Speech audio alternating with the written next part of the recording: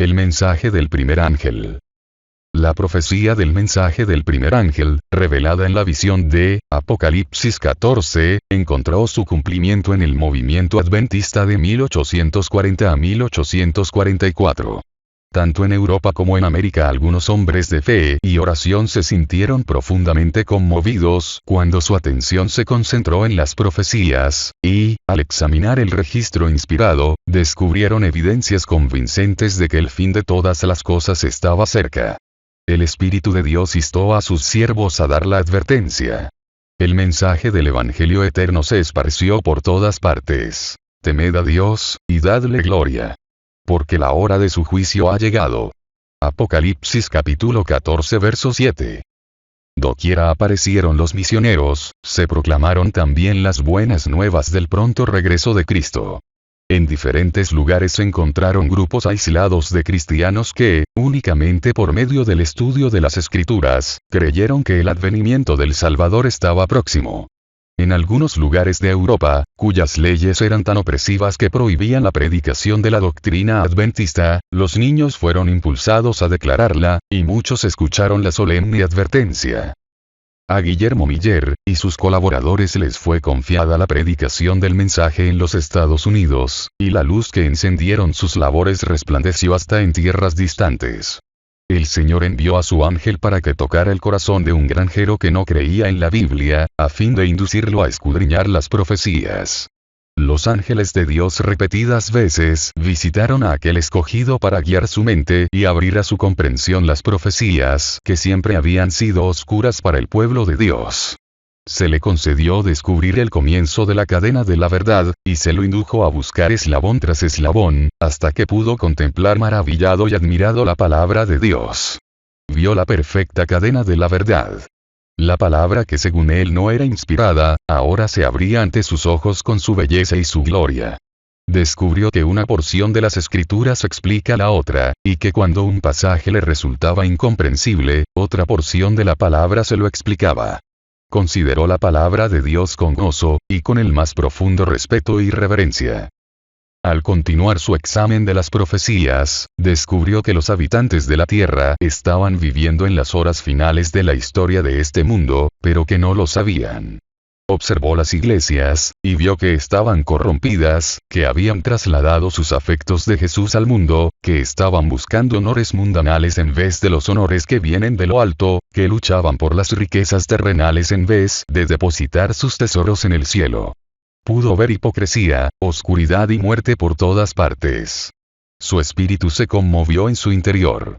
Dios lo llamó para que abandonara su granja, así como llamó a Eliseo para que dejara sus bueyes en el campo de labor a fin de seguir a Elías. Con temor Guillermo Miller comenzó a presentar ante la gente los misterios del reino de Dios, conduciendo a sus oyentes a lo largo de las profecías hasta el segundo advenimiento de Cristo.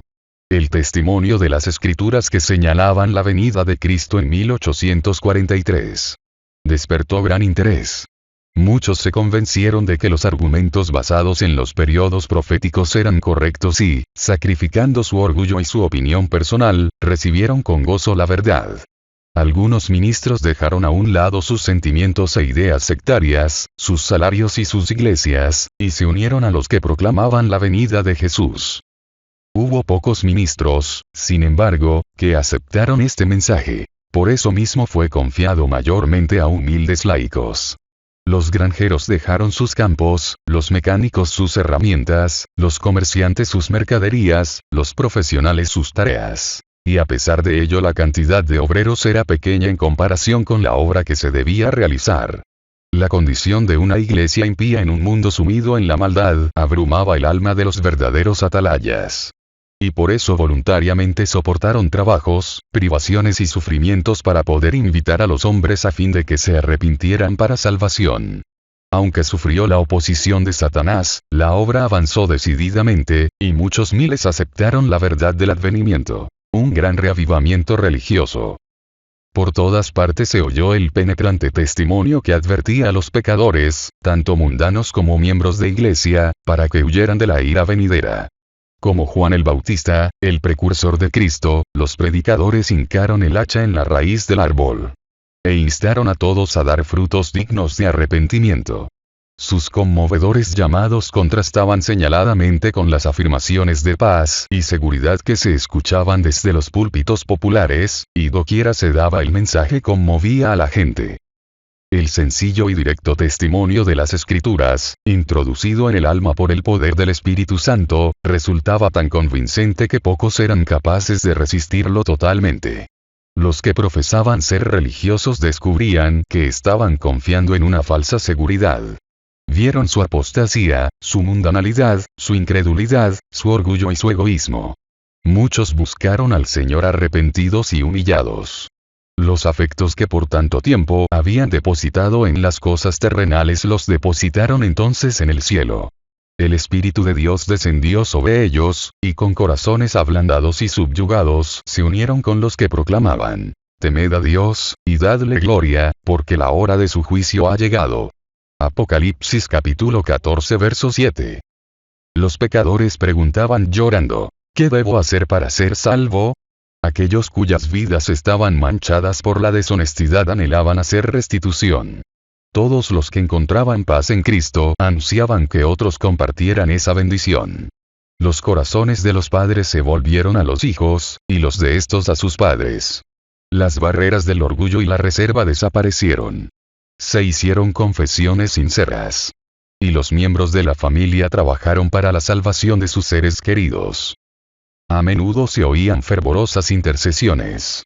Por todas partes había almas profundamente angustiadas que intercedían ante Dios. Muchos lucharon toda la noche en oración para estar seguros de que sus pecados habían sido perdonados, o por la conversión de parientes y vecinos. La fe ferviente y decidida lograba sus propósitos. Si el pueblo de Dios hubiera continuado siendo tan importuno en la oración, para presentar sus peticiones ante el trono de la gracia, tendría una experiencia mucho más rica de la que ahora posee. Hay muy poca oración, muy poca comprensión verdadera de pecado, y la falta de una fe viviente deja muchos destituidos de la gracia tan ricamente provista por nuestro misericordioso Redentor. Toda clase de gente se congregaba en las reuniones adventistas. Los ricos y los pobres, los encumbrados y los humildes estaban, por diversos motivos, ansiosos de escuchar por sí mismos la doctrina del segundo advenimiento. El Señor mantenía en jaque el espíritu de oposición mientras sus siervos exponían las razones de su fe. A veces los instrumentos eran débiles, pero el Espíritu de Dios daba poder a su verdad.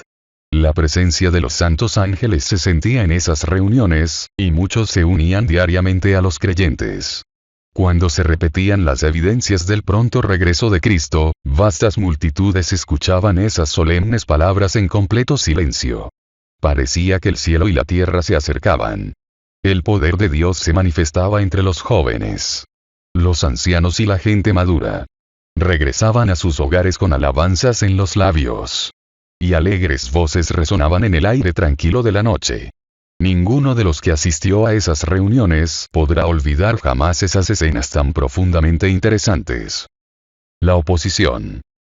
La proclamación de un momento definido para la venida de Cristo despertó la gran oposición de mucha gente de todas las clases, desde el ministro en el púlpito hasta el más osado pecador. Nadie sabe ni el día ni la hora, decía a la vez el hipócrita ministro y el burlador más atrevido. Cerraron sus oídos a las claras y armoniosas explicaciones del texto que daban los que se referían al fin de los periodos proféticos y a las señales que Cristo mismo había anunciado como pruebas de su advenimiento. Muchos de los que profesaban amar al Salvador declararon que no se oponían a la predicación de su venida. Solo objetaban la fijación de un momento definido. El ojo de Dios que todo lo ve leía lo que había en los corazones. No querían escuchar que Cristo vendría para juzgar al mundo con justicia. Habían sido siervos infieles. Sus obras no podrían resistir la inspección del Dios que escudriña los corazones. Y temían encontrarse con su Señor. Como los judíos en ocasión del primer advenimiento de Cristo, no estaban preparados para dar la bienvenida a Jesús. Satán y sus ángeles se regocijaron y vituperaron a Cristo y a sus santos ángeles porque su profeso pueblo lo amaba tan poco que no deseaba que regresara. Los atalayas infieles estorbaban el progreso de la obra de Dios. Cuando la gente comenzaba a inquietarse y a buscar el camino de la salvación, esos dirigentes se interponían entre ellos y la verdad y trataban de calmar sus temores mediante falsas interpretaciones de la palabra de Dios. A esa obra se unieron Satanás y los ministros no consagrados para clamar: paz, paz, cuando Dios no había hablado de paz. Como los fariseos de los días de Cristo, muchos no quisieron entrar en el reino de los cielos y se lo impidieron a los que estaban por entrar. La sangre de esas almas les será requerida. Por donde se proclamaba el mensaje de la verdad. Los miembros de iglesia más humildes y consagrados eran los primeros en recibirlo. Los que estudiaban la Biblia por sí mismos no podían dejar de verificar el carácter antibíblico de las ideas populares acerca de la profecía, y donde la gente no era engañada por los esfuerzos del clero para confundir y pervertir la fe, solo había que comparar la doctrina del advenimiento con las escrituras para establecer su divina autoridad. Muchos fueron perseguidos por sus hermanos incrédulos. Para conservar sus cargos en la iglesia, algunos resolvieron mantener su esperanza en silencio. Pero otros creyeron que la lealtad a Dios no les permitía ocultar las verdades que el Señor les había confiado. No pocos fueron separados de la comunión de la iglesia solamente por manifestar su creencia en la venida de Cristo. Muy preciosas fueron las palabras del profeta para quienes soportaron la prueba de su fe: vuestros hermanos que os aborrecen y os echan fuera por causa de mi nombre, dijeron: Jehová sea glorificado. Pero él se mostrará para alegría vuestra, y ellos serán confundidos. Isaías capítulo 66 verso 5. Los ángeles de Dios observaron con profundo interés cuál sería el resultado de esta amonestación. Cuando las iglesias en conjunto rechazaron el mensaje, estos se apartaron de ellas con tristeza. Pero había numerosos miembros que aún no habían sido probados en cuanto a la verdad del advenimiento. Muchos fueron engañados por sus esposos, esposas, padres o hijos, y fueron inducidos a creer que era pecado escuchar las herejías que enseñaban los adventistas. Los ángeles recibieron la orden de velar fielmente por esas almas, porque otra luz había de brillar sobre ellos proveniente del trono de Dios, preparándose para salir al encuentro del Señor. Con inefable anhelo los que habían recibido el mensaje aguardaban la venida de su Salvador. El tiempo cuando lo esperaban ya estaba cerca. Se aproximaron a esa hora con calma y solemnidad. Descansaron en dulce comunión con Dios, como un anticipo de la paz que gozarían en el glorioso porvenir. Ninguno de los que experimentó esa esperanza y esa confianza podrá olvidar esas preciosas horas de espera. En la mayor parte de los casos los negocios mundanales fueron puestos a un lado por algunas semanas.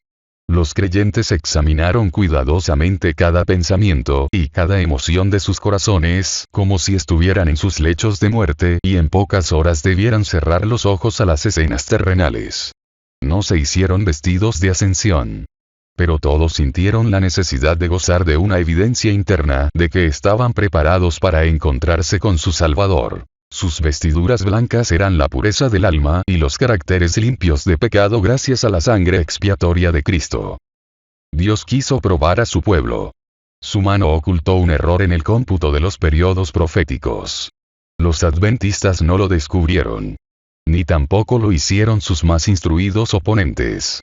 Estos decían: el cálculo de los periodos proféticos es correcto. Un gran acontecimiento está a punto de ocurrir. Pero no es lo que el señor Miller predice, es la conversión del mundo. Y no el segundo advenimiento de Cristo. El momento de la expectativa pasó. Y Cristo no apareció para liberar a su pueblo. Los que con fe sincera y amor esperaron a su Salvador sufrieron una amarga desilusión. Pero el Señor había cumplido su propósito. Había probado los corazones de los que profesaban esperar su venida. Muchos entre ellos habían actuado por un motivo que no era más elevado que el temor. Su profesión de fe no había afectado ni sus corazones ni sus vidas. Cuando el acontecimiento esperado no ocurrió, declararon que no estaban chasqueados. Nunca habían creído que Cristo pudiera venir. Fueron los primeros en reírse de la pena de los verdaderos creyentes. Pero Jesús y toda la hueste celestial consideró con amor y simpatía a los probados aunque decepcionados fieles. Si se hubiera podido descorrer el velo que separa el mundo visible del invisible, habrían visto a los ángeles aproximándose a esas almas perseverantes para protegerlas de los dardos de Satanás.